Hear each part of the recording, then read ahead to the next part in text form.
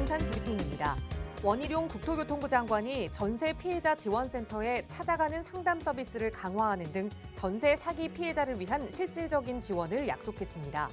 이어 대한변호사협회에는 보다 전문성 있고 신속한 법률 상담이 이루어질 수 있도록 전문 변호사의 적극적인 상담 참여 및 법률 절차에 대한 지원을 요청했습니다. 서울 시내 아파트 시세가 지역별로 양극화 현상을 보이고 있습니다. 기준금리가 진정 국면에 접어들었고 부동산 규제도 대폭 완화되면서 거래 절벽은 해소됐지만 대세 하락 심리가 여전해 지역과 입지에 따른 매수 매도자 간 주도권 싸움이 치열하다는 분석입니다. 세금 등을 못 내 국가 지방자치단체로부터 압류된 아파트나 주택을 온비드 공매를 통해 낙찰받아 내 집 마련에 나서는 4050 세대가 늘고 있습니다. 2030 세대 중심으로 내 집 마련을 위한 주택 정책이 잇따르고 있는 가운데 상대적으로 소외된 중장년층이 틈새 시장으로 공매를 활용하고 있는 것으로 보입니다.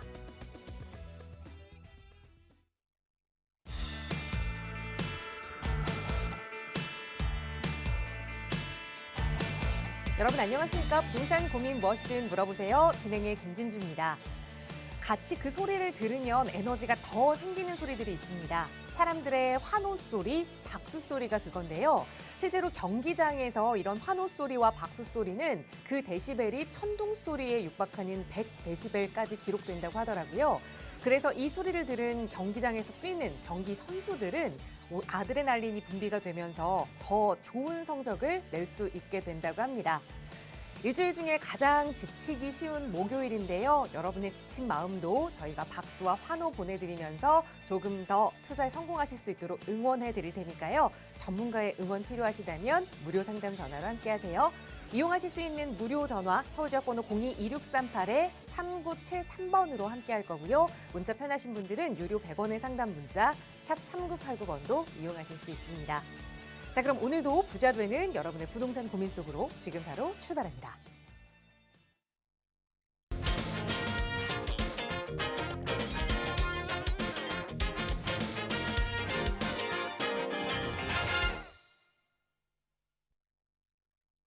네, 매주 목요일 여러분의 부동산 고민 함께 해결해주고 계시는 전문가 계시죠? 바로 소개해 드릴게요. 주식회사 국제투자연구소의 김종희 소장 나오셨어요. 소장님 어서 오세요.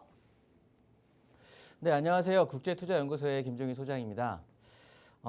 몇 년 뒤에 돌아봐도 큰 변화가 없는 것 같은 게 부동산인 것 같고 또 매일매일 쏟아지는 정보에 또 우리 집 대입시켜보고 내가 가진 부동산 해봐도 도무지 모르겠는 게 또 부동산인 것 같은데요. 혼자서 고민하기에는 쉽게 해결할 수 있는 문제는 아닌 게 또 뭐 부동산 문제인 것 같습니다. 이 시간 동안 주어진 시간 동안 최선을 다한 상담으로 도와드릴 테니까요. 뭐 주저하지 마시고 그냥 고민 있으시면 그냥 허심탄회하게 전화하시면 또 좋은 상담으로 응대해 드릴 테니까 좋은 정보 함께 하시는 시간 갖도록 하시기 바라겠습니다. 네, 저희 언제나 여러분 가지고 계시는 고민 1:1 상담으로 도움드리고 있습니다. 무료 전화 이용하실 수 있거든요. 서울지역번호 02-2638-3973번 그리고 유료 100원의 상담 문자 샵 3989번으로 여러분 고민 내용 자세히 보내주시면 친절하게 전문가의 상담 도움 드릴 거고요. 자, 오늘은 여러분 고민 만나보기에 앞서서 먼저 부동산 시장의 투자 이야기를 좀 나눠보고자 합니다. 부동산 시장에 영향을 미치는 요인에는 정말 다양한 요인들이 있겠지만 그중 하나가 바로 인구다. 라는 이야기 많이들 들어보셨을 겁니다. 대한민국이 고령 사회로 접어든 지는 꽤 오래됐고요. 벌써 올해가 65세 이상 고령 인구 900만 명을 넘어선 그런 해라고 하더라고요. 초고령 사회 진입을 앞두고 있는 대한민국에서 과연 부동산 투자 어떻게 해야 실패하지 않을 수 있는지 오늘은 그 이야기를 좀 나눠보고자 합니다. 소장님 바로 전해주실까요? 네, 뭐 요즘 아주 화두인 것 같습니다. 인구 감소가 굉장히 이제 많이 문제가 대두가 되는 것 같은데요. 이제 뭐 개인 방송이라든가 이런 데들 보게 되면 인구 감소가 뭐 너무나 당연하게 그냥 뭐 그게 뇌피셜일 수도 있겠지만 그냥 우리가 객관적으로 생각을 해도 주택이 꼭 사람이 사는데 필요한 그 어떤 필수 제품이기 때문에 필수 재화이기 때문에 인구 감소는 부동산 시장에 어떻게 가격 하락을 가져올 수밖에 없다라고는 어느 정도는 이제 인지를 한단 말이죠. 그런데 반드시 그럴까? 반드시 전 국토에 걸쳐서 당연하게 그럴 수밖에 없을까라는 것. 즉 인구 감소가 반드시 이 부동산 시장의 폭락을 야기한다. 뭐 어느 정도는 동의하고 또 어느 정도는 동의할 수 없다라는 게 제 이제 판단인데, 자, 어떤 그런 영역을 잘 찾아 들어가게 된다라고 하면 좋은 답도 기대할 수가 있고, 또 그렇지 못한다고 하면 뭐 그냥 나쁘게 결론이 날 수밖에 없을 것 같기도 한데, 당연히 좀 좋은 호재를 좀 찾아가려고 이 시간을 갖게 되는 거고요. 일단은 지금 현재의 인구 감소 추세란 말이죠. 현재는 어떤 상황일까요? 제가 판단하기에는 그렇습니다. 뭐 현 정부에서도 많은 신경을 쓰겠지만 계속해서 인구 감소 우리가 흔히 느끼기는 했는데 피부로 와 닿고 있는 상황이긴 한데, 뭐 출산을 장려한다든가 아니면은 뭐 여러 가지 뭐 그러니까 즉 인구를 증대하기 위한, 자녀를 마음 편하게 낳기 위한 이런 정책들은 사실은 거의 전무하다라는 소리인 거거든요. 그러니까 이런 현재의 어떤 부동산 정책이, 그러니까 인구 증대 정책이 거의 전무하다고 하는 이런 추세라고 한다면 정말로 시장이 폭락할 정도로 그렇게 위험할 걸까라는 거를 한번 봐야 되는데요. 일단은 주관적인 거 배제하고요. 그냥 객관적인 지표로 한번 살펴보려고 하는데, 이 객관적인 지표를 보기에 앞서서 이거 인구 감소 속도라든가 그다음에 연도별 증감, 어떻게 해마다 어떻게 바뀔지 이런 것들은 당연히 좀 파악이 돼야 되는데, 중요한 부분은 이제 인구 감소에 대한 보정 요소는 없을까, 좀 대비되는 인구는 감소하더라도 그 감소 효과를 조금은 반감시키는 그런 보정 효과는 없을까라는 것들을 좀 알아볼 텐데요. 우선 바로 생각나는 게 부동산 시장에 대한 조정이 아니라 부동산 정책이라는 게 있겠죠. 앞서도 말씀드렸지만은 당장 생각나는 게 뭐 출산 장려 정책이라든가, 그리고 뭐 각종 신혼부부들에 대한 뭐 각종 특별 공급, 그리고 뭐 결혼을 하기 위한 뭐 신혼부부를 위한 또 뭐 다른 또 여러 가지 세제 혜택들, 이런 것들이 좀 생각나는데, 이런 부동산 정책들도 있겠지만 그냥 우리가 지표로 봤을 때 그냥 이런 굳이 정부 정책이 가미되지 않더라도 자연스럽게 인구 감소에 대한 보정 요소는 없는지 그런 걸 한번 살펴볼 것이고, 실제 부동산 시장으로의 어떻게 보면 이제 파장 효과, 미치는 효과는 과연 어느 정도인지, 진짜 폭락만을 야기할 것인지 그런 것도 한번 볼 거고요. 인구 감소에도 불구하고 어불성설이겠지만 또 각광받을 부동산도 있거든요. 그런 것들을 한번 그 부동산 종류와 지역 한번 알아보도록 할 텐데, 일단 인구 현황입니다. 위에 이렇게 그래프로 표로 이렇게 돼 있는 요 선이 이제 총 인구를 보여주고 있는 거고요. 요 밑에 파란색 선으로 이렇게 이제 보시는 것처럼 표시가 돼 있는 요 선이 이제 인구 성장률을 나타내는데, 보시는 것처럼 총 인구는 그냥 완만하게 1980년도에 굉장히 높이 있었다가 1980년도부터 쭉 보시게 된다라고 하면 그냥 완만하게 증가해서 지금이 최고 인구가 많이 생겼던 2020년에 5,836만 명, 요게 이제 인구가 되는 거고요. 그때부터 살살살살 이제 줄어들기 시작하면서, 근데 이제 뭐 또 생명 연장이라든가 뭐 출산율은 감소하더라도 자연 또 인구 어떻게 보면 수명이 또 연장이 되니까 그런 것들로 인해서 2040년까지는 거의 변화가 없고요. 보시는 것처럼 여기 인구 성장률에서 총 인구를 우리가 한번 뽑아놔 봤는데, 여기서 한번 관심 있게 볼 게 지금 2022년에 5,100만이 넘어가는 이런 인구인데, 우리가 1980년도부터 부동산에 대해서 좀 관심을 갖고 부동산 시장이 움직였다라고 한다고 하면 1990년도에 들어서는 이제 그런 것들이 이제 본격적으로 좀 움직이기 시작을 했거든요. 그때 인구가 4,286만 9천 명이다. 쭉 봐서 2060년도 앞으로 한 40여 년 뒤가 되는데, 이때 인구도 1990년대랑 크게 차이 없는 4,261만 7천 명이다라는 사실을 조금은 염두에 두시고 다음 페이지를 한번 보도록 하겠습니다. 출산율은 지금 아쉽지만 지금 계속해서 줄어들고 있는 상황이에요. 뭐 벌어진 일을 어떻게 하겠습니까만은 부동산이 정부에서 굉장히 이제 정책들을 강화해서 출산을 좀 장려하고 자식을 가질 수밖에 없는, 가지면 오히려 복되는 그런 정책들, 또 세금에 대한 혜택들 이런 것들을 하게 된다라고 하면 뭐 크게 욕심 바라지도 않죠. 2015년 바로 한 뭐 7년 정도 전에, 7, 8년 정도 전에 있는 1.24명 정도만 된다고 하더라도 이렇게까지 걱정할 필요는 없을 것 같다라고 보여지는데요. 요 진짜 0. 몇 명의 이 명수를 늘리는 게, 출산율을 높인다고 하는 게 쉬운 일은 아니겠지만 워낙 정부에서는 뭐 똑바른 정책들이 많이 나오겠죠. 뭐 주요 연령별 출산율은 크게 뭐 중요하진 않은 것 같은데 일단 고령화 된다라는 거죠. 산모들이 이제 어머니 되시는 분들이 점점 고령화가 된다라는 건데 뭐 그런 내용인 거고요. 자, 인구 감소의 보정에는 어떤 게 있을까 보면 이제 외국인의, 우리나라의 순수 인구 한국인들은 감소한다라고 하지만 외국인이 계속해서 유입이 되는 거죠. 이런 거는 이제 부동산 시장에 미치는 영향에 대해서 말씀을 드리는 거고요.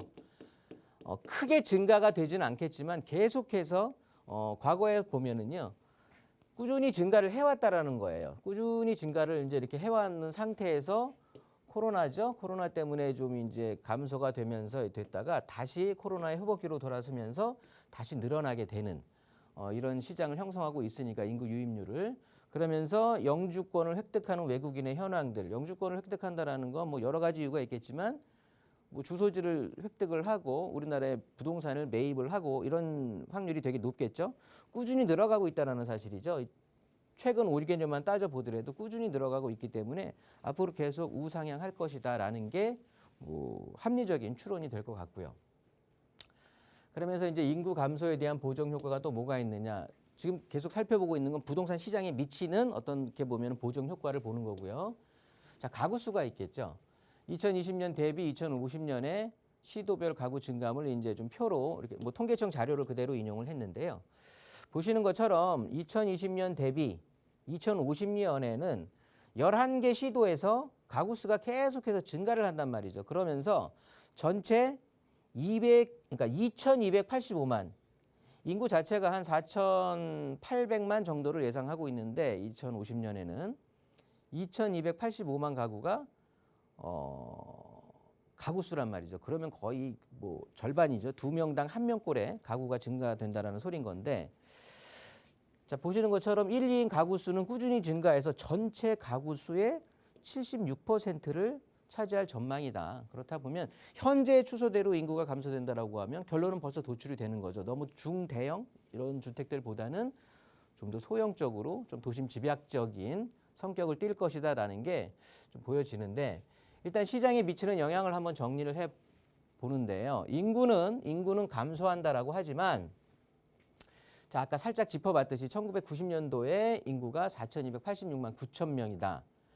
이때 이제 우리나라의 부동산에 관심이 본격적으로 야기된 횟수였고요.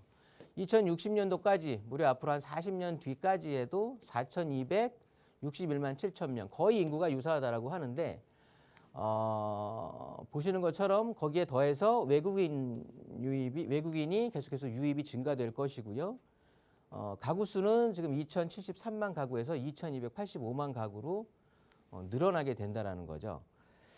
자, 이게 이제 중요할 텐데, 2022년 수도권 인구는 2,600만 정도의 전체 인구의 절반을 넘게 되면서 수도권 집중화가 계속해서 이제 가속된다라는 게 어떻게 보면 포인트가 될 텐데요. 거기에 더해서 기대 수명은 연장된다. 보시는 것처럼 당연하게 10년 전보다 이제 3살 더 살 수가 있는 거거든요. 그러면 소득 활동도 그만큼 연장이 돼야 된다는 소린 거고, 전국의 주택수 및 보급률, 지역에 따른 온도차는 있겠지만 이 주택수라든가 보급률 같은 경우도 지역에 따라서 줄어드는 곳이 있고 늘어나는 곳이 있다. 이렇게 좀 보시면 될 것 같고요. 보급률 자체 보면 다른 거를 제가 보여드리려고 하는 게 아니라 전국의 평균 대비 주택의 보급률, 그러니까 지역별 1000명당 주택수가 모자란다고 보여야 되는 거죠. 그러니까 인구 대비 주택수가 모자라는 지역들이, 요거는 이제 2021년도 통계 자료거든요. 그러다 보니까 22년, 23년, 지금 어느새 23년 중반까지 다가왔는데요. 전국 평균보다 주택이 모자라는 곳이 어디냐 하면 대표적인 게 서울이고요. 인천, 대전, 대구 이런 대도시들이 보여지는데 문제는 2025년, 2026년까지 인천과 대전과 대구에는 주택이 계속해서 공급이 예정이 돼 있다는 소리예요. 그런데 그에 반해서 서울은 뭐 전국 평균 미만이기도 하지만 주택 보급률 자체가 최저란 말이죠. 그래서 이렇게 주택 수가 모자라는 상황에서 서울을 제외한 다른 지역들은 계속해서 향후 몇 년 동안을 주택을 계속 공급하려고 하는 계획이 잡혀 있고 실제 예정이 돼 있는데 서울은 그렇지 못하다는 거거든요. 그러니까 이 주택에 대한 부족함이 서울은 계속해서 좀 증대될 수밖에 없겠다. 결론 드리면은요. 출산율 저하로 해서 인구는 계속해서 감소한다. 그렇더라도 기대 수명이 점점 늘어나기 때문에 2050년, 2060년도에는 55세에서 60세가 전체 연령대의 중위 연령을 차지한다. 즉 사회적으로 가장 활동량이 왕성하다라는 소리거든요. 무슨 소리냐? 60세 뭐 요즘 뭐 사후정이라고 하는데 심지어 우리가 정년 60세라고 본다고 하더라도 이 은퇴 이후에 사회생활을 뭐 소득 생활을 심각하게 그냥 뭐 어떻게 되겠지. 뭐 우리 자식이 나 어떻게 해주겠지. 아니면 연금 받아 하겠지. 아니거든요. 심각하게 고려해야 되는 상황이 이제 연출이 된다라는 소리인 거죠. 나한테 다가온다라는 소리인데 노쇠하고 기력 없는 힘 빠진 나를 대체할 나 이외의 소득 행위를 대체할 수 있는 그 무언가를 좀 준비를 하셔야 된다고 하는데 지금 78.2%의 우리 부모 세대들이 다 자녀한테 의지를 한다라고 합니다. 막말로 자녀는 무슨 죄일까요? 그리고 이때 되면 자녀들도 자기 앞가름하기가 쉽지 않을 거예요. 그렇다고 보면 이렇게 막연하게 생각하지 마시고 뭔가 소득 행위를 대체할 수 있는 것들을 고민을 하셔야 되는데 제가 보는 제가 부동산 전문가라서가 아니라 제일 편안하고 신경 좀 덜 쓰이고 그리고 꼭 필수제니까 제가 봤을 때는 부동산 소득이 가장 그래도 편하게 접근할 수 있는 거 아니겠느냐라고 보여지는 거고요. 그럴 수밖에 없는 게 왜 부동산 소득이 답이 될 수밖에 없느냐? 아까도 말씀드렸듯이 인구가 유사하다라는 거죠. 그러면 전국 국토로 보면 그러면 집 살 20대부터 예를 들어서 집을 산다라는 사람들은 20대부터 60대 즉 30에서 50세 사이가 주택을 가장 많이 구입하는 유효 수요인데 그 유효 수요들이 점점 줄어드는 거 아니냐 전체적으로 그렇게 볼 수가 있는데 이거는 전 국토를 기준으로 했을 때는 그럴 수밖에 없겠죠. 그런데 점점 지방 소도시에서 대도시, 광역시, 서울 외곽, 서울 중심부로 점점 움직이기 때문에 이 20대에서 그러니까 주택의 구매 지수의 가장 높은 최고 먹이사슬을 차지하고 있는 30대에서 50대의 주택 구입의 유효 수요로 볼 수 있는 연령대들은 대부분이 다 서울 그러니까 수도권부터 서울 중심부 이쪽으로 몰려든다라는 소리죠. 이쪽에서 사회생활을 할 수밖에 없는 거고 그러면 주택의 공급률을 봤을 때 계속해서 인구 대비 모자라는 서울 거기에 사람들은 주택에 대한 유효 수요는 계속해서 몰릴 수밖에 없다. 그러면 지금부터라도 긴 호흡 갖고 서울에다가 주택을 구매해 놓는 게 자녀들한테도 손 안 벌리게 되는 거고 나중에 노후 생활하는 데도 도움이 된다라는 게 바로 결론이 될 텐데요. 자, 1, 2인 가구 수 증가로 인해서 요구 주택 수는 계속해서 증가를 할 거라는 소리예요. 전체 인구의 절반이 넘는 사람들이 모두 서울 및 수도권에 거주를 할 거고 이렇게 수도권 집중화 현상, 이 현상은 점점 더 늘어난 거에 더해서 가속화가 될 거고요.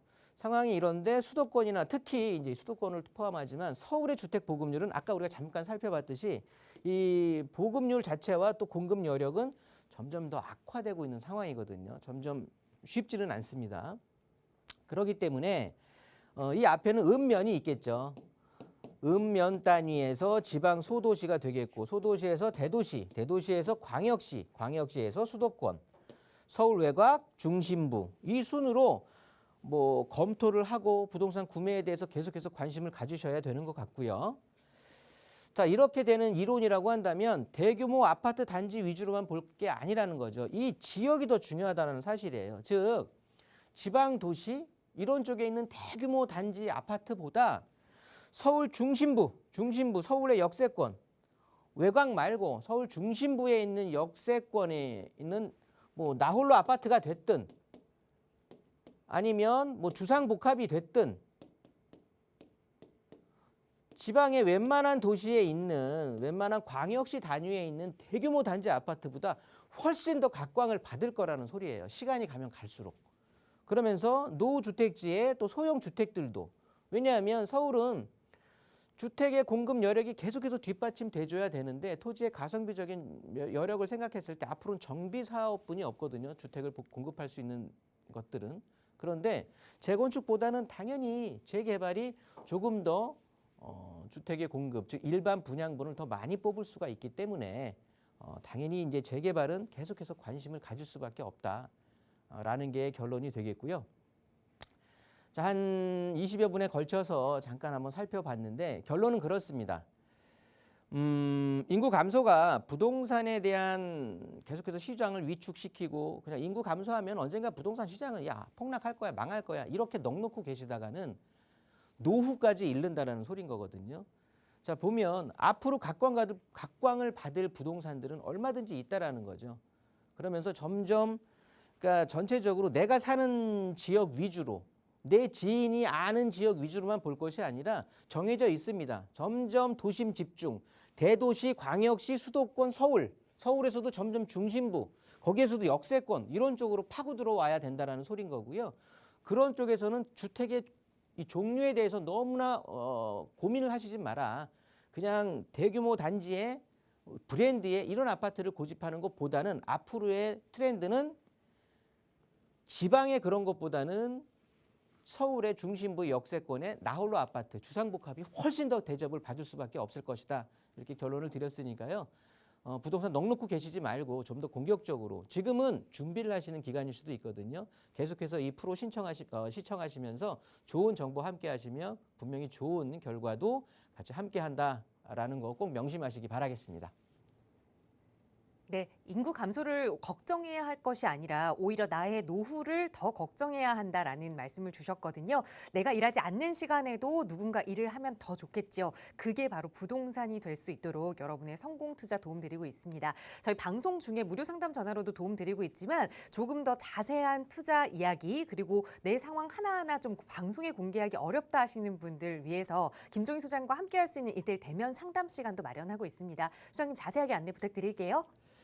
네, 이렇게 좀 방송을 통해서 상담하는 건 좀 이렇게 어떻게 보면 거의 겉핥기식의 어떻게 보면 특징적인 부분들만 얘기하는데 제가 이 방송을 통해서 말씀을 직접적으로 못 드리는 경우가 거의 제 설명을 100으로 본다, 상담을 100으로 봤을 때 거의 한 20% 정도만을 방송에서 할 수가 있는 소리지 나머지 실제 어떻게 보면 알토란 같은 소리는 1:1 상담을 통해서 개인적으로 보면서 상담을 해야 전달할 수 있는 내용들이 많이 있거든요. 그래서 상담을 신청하신다고 하면 특별한 어떤 섹터의 그러니까 영역에 구애받지 않고 전체적인 부동산 관리 방안이라든가 또 투자 어떻게 보면 수익은 또 어떻게 관리를 해야 되는지 이런 쪽에부터 보니까 한 1시간 내외 뭐 보통 1시간에서 1시간 30분 정도 시간은 소요가 되는 거니까요. 충분히 시간을 가지고 물론 더 시간이 할애될 수도 있으니까 충분한 시간을 가지고 상담을 드릴 거예요. 그러니까 신청 많이 하셔서 좋은 정보 함께 하시기 바라겠습니다. 네, 저희 방송 중에도 성심성의껏 상담 도움 드리고 있지만 늘 짧은 시간이 아쉬우셨던 분들은 긴 시간 전문가와 함께 좀 계획 세워볼 수 있는 1:1 대면 상담 기회도 이용해 보시기 바랍니다. 나가고 있는 번호 02-2638-3973번으로 문의 주시면 자세하게 참여 방법 안내 도움 드릴 거고요. 계속해서 또 여러분의 고민 방송 시간 통해서도 만나볼게요. 오늘 첫 번째 시청자분 전화 연결 바로 해보겠습니다. 여보세요? 여보세요? 네, 안녕하세요. 반갑습니다. 네, 안녕하세요. 네, 시청자님 오늘 어떤 고민 함께 좀 해결해 볼까요? 네, 제가 지금 현재 지방에 살고 있어요. 네. 그런데 올해 하반기에 남편이 서울 마포로 발령이 나서 서울에 있는 집을 매수하고 싶거든요. 네. 제가 지금 현금 6억을 보유하고 있고 네. 아이는 이제 초등학교 고학년이에요. 네. 그래서 현재 조건을 좀 충족할 수 있는 지역을 또 호재도 있는 지역을 조금 추천받고 싶습니다. 네, 알겠습니다. 지방에서 서울로 이제 이사를 오셔야 되는 상황인 건데 그래서 조금 네. 막막하실 것 같아요. 우선 네네. 회사는 마포구 인근 그리고 아이가 초등학교 고학년이니까 학군도 조금 신경 써야 될 것 같고 여유 자금은 6억 원 말씀 주셨는데 어디가 좋을지 조건 맞춰서 하나하나 계획 세워볼게요. 소장님과 인사 네. 나눠보세요. 안녕하세요. 네, 안녕하세요. 네, 반갑습니다. 네, 고맙습니다. 몇 년만 서울에 사시다가 뭐 결혼 때문에 지방을 가셨던 거예요? 아니면 원래 또 지방 분이셨는데 이번에 처음으로 서울로 올라와 보시는 거예요? 아, 원래 서울 살다가 네. 신혼 때 지방으로 발령이 나가지고 네. 지방에 살고 있다가 저희가 네. 이제 발령이 난다는 얘기를 작년부터 들었었어요. 네, 네. 그래서 이제 지방 집을 팔고 현금을 보유하고 있어요. 네. 이번에 서울로 발령을 받으셨잖아요. 네. 그러면 다시 또 지방으로 발령을 받으실 수도 있는 건가요? 아니요, 계속 서울에 있을 겁니다. 아, 그러실 생각이고요. 네. 직장은 그러면 어느 쪽이라고 하셨죠? 마포역이랑 가깝다고 들었어요. 그리고 마포네요, 마포. 네, 마포예요. 네, 마포면은 마포 여기 이제 대로로 해서 양쪽으로 직장이 엄청 많이 있습니다. 네. 뭐 이러니까 아마도 이쪽에 어디 이제 관련된 회사에서 근무를 하시는 것 같고 아이가 초등학교 고학년이라고요? 네. 고학년이면 몇 학년? 뭐 4학년, 5학년 이렇게 되는 겁니까? 네, 맞아요. 네. 그러면 이제 직장이 마포고 마포 일대이면서 아이가 자녀분께서 초등학교 뭐 고학년 한 4학년에서 6학년 정도에 해당이 되는 상황인데 거주할 주택을 찾는 거고 당연히 추후에 가격이 상승을 했으면 좋겠습니다. 네, 맞습니다. 라는 거를 이제 바라시는 입장에서 하는 건데 지금 보유한 자금, 주택을 구입하기 위한 자금은 현금을 한 6억 정도를 준비를 하고 계신다. 네. 일단 서울의 대충 집값은 아시죠? 네. 네, 6억 정도에 그러니까 괜찮은 게 또 다행인 게 물론 지금 금리가 지금 높아져 있고 뭐 더 이상 상승은 안 한다 뿐이지만 지금 금리도 낮은 금리는 아니잖아요. 네. 고금리 상황이 지금 당분간 이제 답보하면서 진행이 될 것 같은데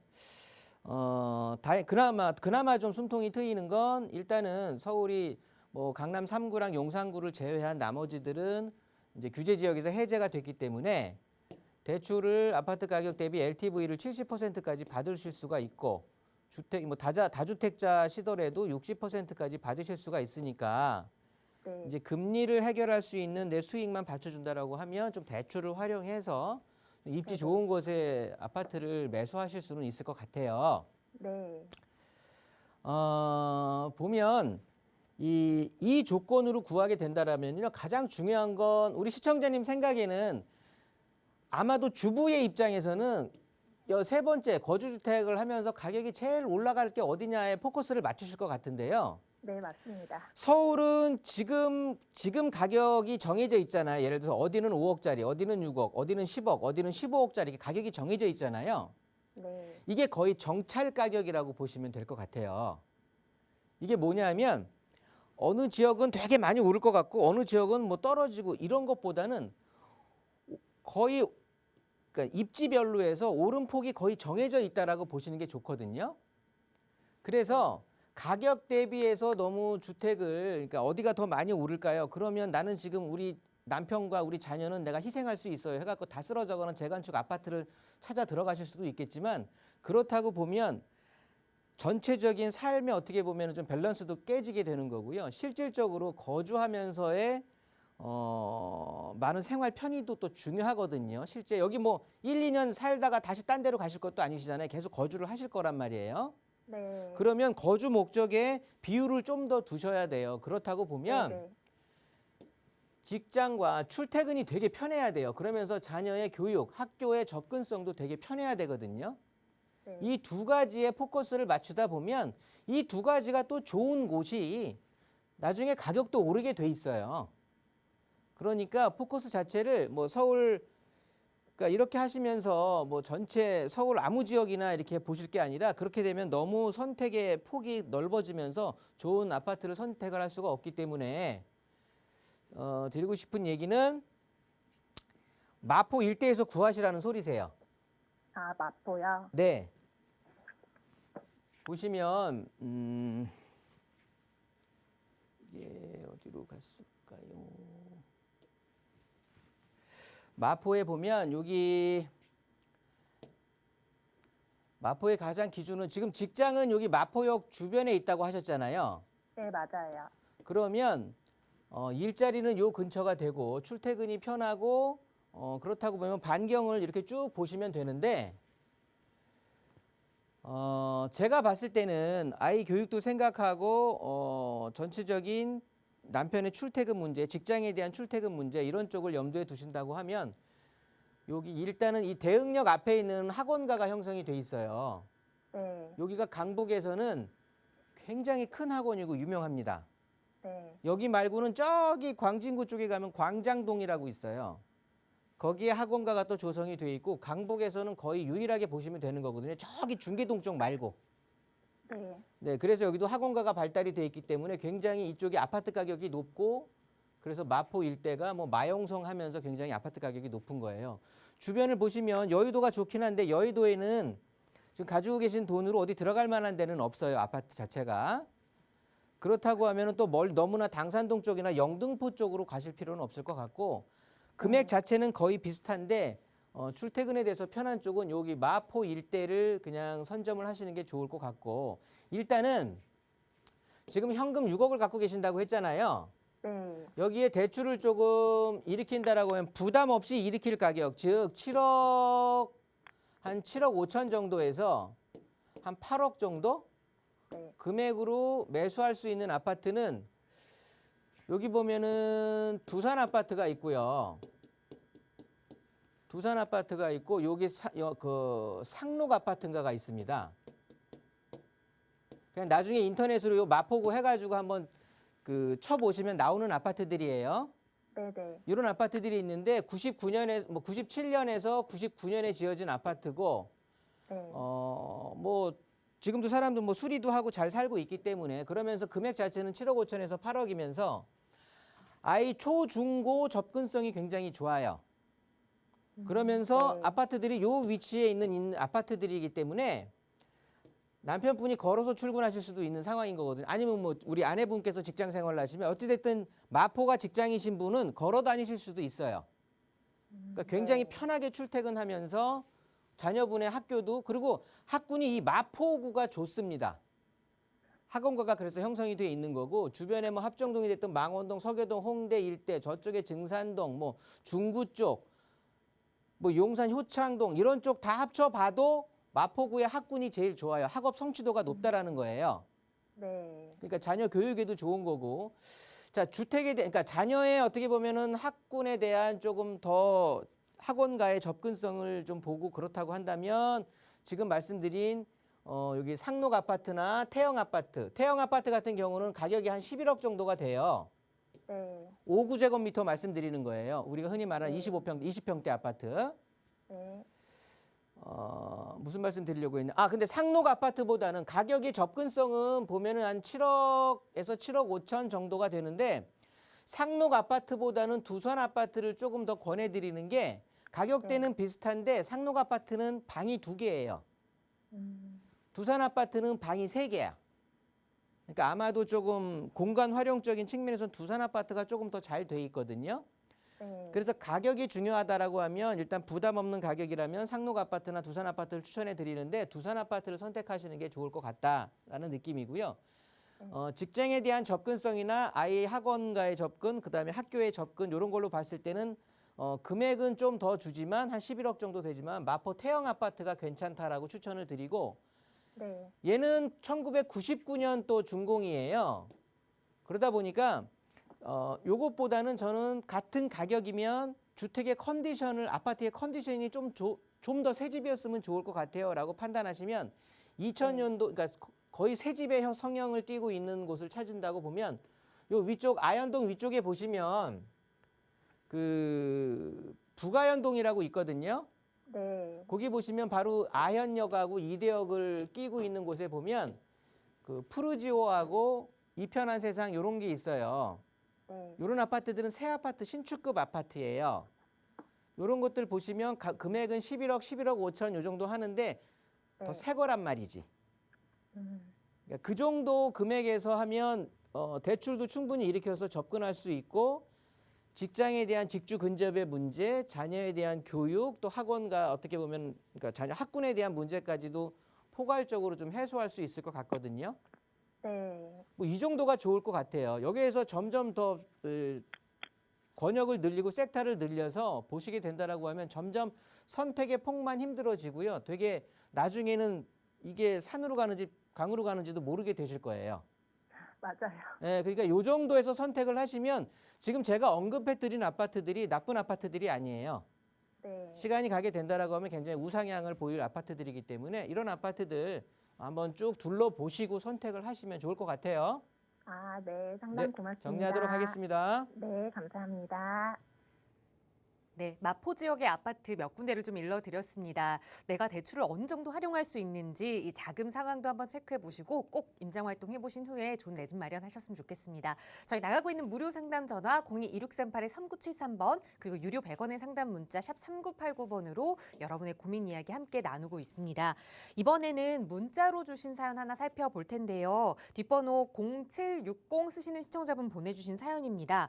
남양주시 다산동에 부영 2 그린타운 4단지 아파트 148제곱미터를 가지고 있습니다. 향후 전망 궁금합니다. 질문 주셨거든요. 거주 여부는 조금 빠져 있긴 해요. 소장님 어떻게 보세요?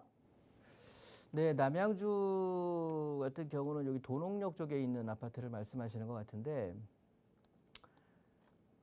이름이 좀 변했죠. 부영 2 그린 아파트에서 요즘에 이제 플루리움 아파트라고 좀 바뀌었는데요. 여기에 있는 어떻게 보면은 주변이 다 신도시로 둘러싸여 있을 텐데 여기 기존의 구리와 함께 구리의 좀 외곽 쪽에 있던 거였었거든요. 그러면서 여기 이제 대형 아파트들 위주로 많이 들어갔던 아파트고요. 여기 플루리움 4단지를 지금 보고 말씀하시는 건데 여기 아파트 이제 대형 평수 아파트를 갖고 계시고 51평 아파트를 이제 갖고 계시는데 향후 전망 살펴보면 두 가지 측면으로 살펴보실 수가 있을 것 같아요. 두 가지 측면. 첫 번째 같은 경우는 가격적인 측면이 있을 거고 그다음에 주변을 둘러싼 환경이 있을 텐데 우선 주변을 둘러싼 환경부터 한번 볼게요.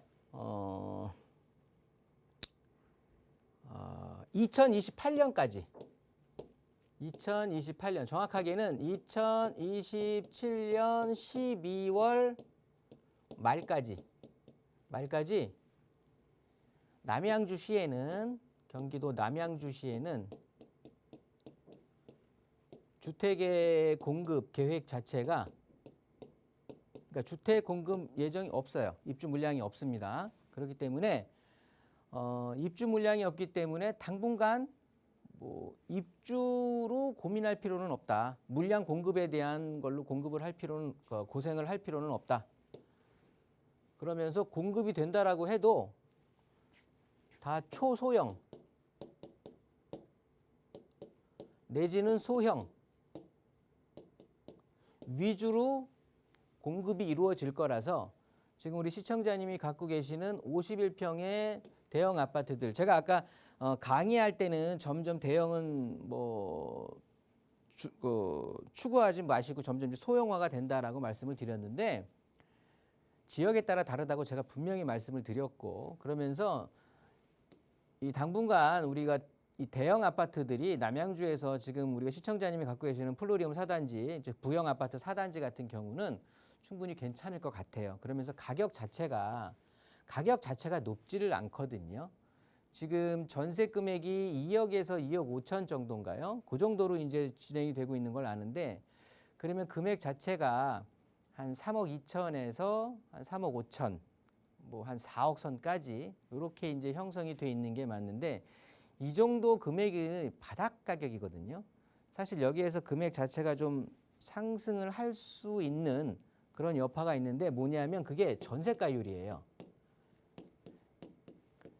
자, 전세가율이 지금 우리 아파트 같은 경우는 64%대가 되거든요. 상당히 높은 거예요. 그러면 전세가가 매매가를 거의 이제 치받쳐 올라오고 있는 상황인 거거든요. 지금처럼 전세가가 전세가 인기가 없을 때도 전세 물량이 많다라고 해도 이 지역엔 이만큼 대형에 대한 전세 수요들이 많이 있다라는 거죠. 그러니까 언제 가지고 주택 구매를 안 할 수는 없거든요. 그러면서 전세가율이 64%라는 건 매매 가격이 좀 더 떠밀려서 올라갈 수 있는 룸이 충분히 있다라는 거예요. 그렇다고 보면 결론적으로 봤을 때 자, 공급에 대한 부담은 존재하기는 한다. 그게 뭐냐? 위쪽에 보면은 이제 다산 신도시가 있고 아래쪽에 보면 그러니까 진건지구와 아래쪽에 뭐 지금지구, 그 주변에 다산 신도시가 있지만 이 위쪽에 보면은 앞으로 공급될 거는 이제 왕숙 신도시가 있습니다. 지금 지도에는 보이지 않지만 왕숙 신도시가 있고요. 쭉 내려와서 오른쪽 하단으로 보면 양정 도시개발구역이 있어요. 이런 데들이 다 3기 신도시, 그다음에 도시개발 사업으로 주택이 공급이 될 거거든요. 근데 2027년 12월 이후에 공급이 될 거라서 입주의 물량에 대한 여유는 있다. 그런데 공급이 된다라고 해도 다 소형 내지는 초소형 위주로만 이루어질 거기 때문에 당분간은 우리 아파트에 대한 왜 지금 현재 이용 가치로 환산하는 전세가율이 64%로 지금 많이 지금 턱 밑까지 올라와 있기 때문에 매매 가격이 조금만 부동산 시장이 조금 이제 온기가 흐른다라고 하면은 바로 이제 조금 뭐 소폭이라도 상승을 할 수 있는 그런 준비는 하고 있다라고 판단이 되니까요. 섣부르게 그냥 바로 매도하실 생각하지 마시고 조금은 추가 보유하시면서 시장 상황 대응하시기 바라겠습니다. 네, 우선은 보유 의견 드리면서 조금 더 정확한 상담 필요하시다면 언제든 나가고 있는 번호로 문의 주세요. 서울 지역 번호 02-2638-3973번 무료로 이용하실 수 있고요. 다음 전화 연결해서 또 여러분 고민 만나볼게요. 여보세요? 예, 여보세요? 네, 안녕하세요. 반갑습니다. 예, 안녕하세요. 네, 시청자님 오늘 어떤 부동산 이야기 좀 나눠볼까요? 예, 그 경기도 고양시 덕양구에 네. 그 옥빈마을 16단지 현재 보유 중인데 네. 전세가랑 매매가가 좀 많이 내려가서 네. 이걸 매도해야 될지 아니면 그대로 계속 들고 가야 될지 궁금해서 연락드리게 됐습니다. 네, 그럼 말씀 주신 이 아파트 거주 안 하시고 좀 전세 놓아두신 상황이세요? 예, 예, 예. 투자 목적으로 보유하고 계시는 건데 고향의 옥빈마을 16단지 계속 좀 예. 가져가 봐도 투자 가치가 괜찮은 아파트인지 한번 살펴보도록 할게요. 소장님과 예. 인사 먼저 나눠보세요. 안녕하세요. 예, 안녕하세요. 네, 반갑습니다. 예. 옥빈마을이면 저기 화정지구에 있는 거네요. 예, 예. 네. 뭐 보유하신 지는 얼마나 되셨어요? 예, 저희 한 5년 정도 됐습니다. 5년 정도요. 예. 그러면 뭐 이제 고향 시민이 다 되셨는데 예. 여기는 뭐 다른 거 뭐 때문에 가신 거예요? 직장 때문에? 이전에 그냥 이제 갭 투자로 샀는데 2017년도에 갭 투자로 여기를 들어가셨던 거예요. 예, 뭐 따로 아시는 분이 뭐 좀 추천하고 해서 네. 그냥 그분하고는 지금 들어갔는데, 친하세요? 예. 예, 예. 지금도 친하세요? 여기를 추천해 주셨었는데? 예, 가족 지인이어가지고요. 그러세요? 우리 시청자님이 예. 착하게 사시고 계시는 거고. 예, 일단 여기는 투자 쪽으로 2017년, 그러니까 2000년도 중후반 때 들어가신다고, 2010년대 중후반 때 들어가셨다고 하면 뭐 그렇게 크게 좋지는 않았을 것 같고, 예. 그때는 상대적으로 엄청 많이 아파트들이 전체적으로 상승하는 시기였기 때문에 뭐 지나간 얘기는 하긴 그런데, 근데 앞으로는 좀 괜찮을 것 같아서 미리 말씀을 드리는 거예요. 예, 예. 네, 투자 목적이라고 하셨잖아요. 예, 투자 목적이라고 하셨으면 예.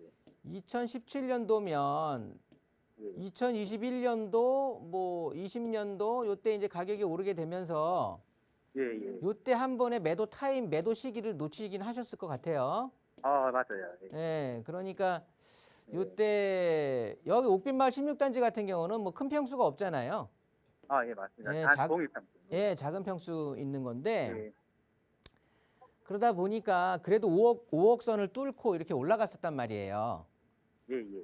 그러니까 그때 뭐 팔았으면 얼마나 좋았겠냐만 어쨌든 뭐 상황이 그렇게 되질 않았는데 근데 앞으로 그러니까 아파트 가격이 높지를 않아요. 전체적인 생활 환경 그러니까 그러니까 주택에 대한 환경이 구비된 거에 비해서 아파트 예. 가격이 그렇게 높게 형성이 돼 있지 않거든요.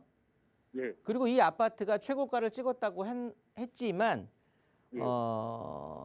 여러 재반 상황이 그렇게 썩 뛰어나지 않는 상황에서 그렇게 최고가를 찍었다고 하니까 제가 봤을 땐 앞으로는 좀 재반 상황 자체가 더 좋아질 것 같아서 좀 좋을 것 같긴 한데 일단은 지금 우리 시청자님이 갖고 계시는 옥빈마을 16단지 같은 경우는요. 두 가지 측면에서 생각을 하실 수가 있어요. 하나는 그 일산 신도시 있잖아요. 일산 신도시가 뭐 이제 노후계획도시 특별법으로 해서 재건축에 대한 뭐 이제 규제 완화도 하고 용적률도 상향해주고 좋게 된다고 하잖아요. 그 재건축 이주 수요가 있어요. 근데 이거는 상당히 멀리 있는 거잖아요. 그래서 이거는 뭐 그러니까 전체적으로 또 여기에 평생 또 거주하셔야 될 분들도 있기 때문에 제가 이 아파트 설명하면서 같이 말씀을 드리는 거예요. 일단 시청자님 입장에서 본다라고 하면 이 두 가지 어떻게 보면 하여튼 이 아파트에는 일산 신도시 어떤 재건축 이주 수요와 대공 역세권 개발이 있는 거예요. 요 두 가지 이제 호재를 가지고 움직이는 지역인데 요 능곡하고 행당 화정이 이쪽 지구가. 근데 일단 첫 번째는 우리 집하고는 상관이 없다. 의미가 없고 우리 집의 가격은 대공 역세권 개발이 좌우하는데 일단 역세권 개발 사업 자체가 상당히 지지부진하거든요. 그러니까 굉장히 늘어질 거예요. 그렇다고 보면 대공역은 먼저 궤도에 올라올 거고 얘네들이 올해 이제 서해선 개통을 하잖아요. 서해선 개통을 하면 뭐 김포공항 있는데 이 김포공항을 많이 이용하는 게 아니라 거기에 있는 마곡산업단지의 접근이 훨씬 좋아지는 거거든요. 그래서 마곡산업단지를 이제 직주 근접성이 좀 개선이 되는 거고. 그러면서 24년 하반기 정도에는 자 우리가 기다리는 GTX 있잖아요. GTX A 노선이 이제 서울역까지 개통이 되는 거예요. 그러면 한 18분 걸린다고 하나요? 뭐 진짜 획기적으로 개선이 되는 건데 그렇게 된다라고 하면 이 대공역 주변에는 대공 역세권 뭐 없잖아요. 없으니까 당연히 여기에 대한 이 GTX에 대한 개발 효과를 여기 능곡하고 화정지구가 다 가져갈 거란 말이에요. 그렇기 때문에 우리는 매도 타이밍을 잡는 시기를 언제로 잡아야 되냐면 24년 개통하고 나서 그러니까 24년 상반기에 개통을 하면 24년 가을 이사철도 괜찮고 그렇지 않다라고 하면 25년 봄 이사철에 매도 타이밍을 한번 잡으시는 거예요. 금액은 어떻게 보시냐 하게 되면 지금 전세가 2억에서 2억 5천이잖아요. 이 정도면 환산했을 때 매매 가격에 대한 바닥 가격이 3억 2천에서 한 4억 정도거든요. 이게 회복이 되는 가격이 한 3억 7천에서 4억 5천 정도예요. 그 정도면은 매도를 하는 게 낫다는 거네요. 이 정도면 매도하시는 게 좋아. 왜냐하면 시청자님 주택은 27년 차 아파트예요. 재건축에 대한 사업성 없어. 근데 그 일기 신도시 특별법 그거하고 상관없어요. 구역이 지정이 됐는데도 그게 효과가 없나요? 얘는 일기 신도시 아니에요. 근데 그 특별법에 그 화정지구도 이제 뭐 면적 그 안에 포함된 그래서 제가 말씀을 드리는 게 이 요 매도 시기 자체를 매도 타이밍 자체를 25년 봄 이사철에 한번 타진을 하자라는 소리예요. 얼마나 개선이 되는 건지 일단 무조건 GTX 개통 이후로는 가져가셔야 되고 시간적으로 요 정도에서 마무리할게요. 알겠습니다. 네, 감사합니다. 네, 우선은 GTX 개통 시점에 다시 한번 살펴보자 조언 드렸으니까 그때 다시 한번 저희에게 연락 주세요. 저희 언제나 무료 상담 전화로 도움 드리고 있고요. 1대1 대면 상담 필요하신 분들도 역시 번호로 문의 주시면 자세하게 안내 도움 드리겠습니다. 아울러 저희 프로그램은 여러분께 보다 다양한 정보 제공하기 위해 마련되고 있습니다. 해당 부동산의 가치나 매물 가격의 상승 하락은 보장하지 않는다는 점 유의해 주시기 바랍니다. 오늘 오후도 건강하게 보내시고요. 저희는 내일 이 시간에 다시 인사드릴게요. 함께해 주신 여러분 고맙습니다.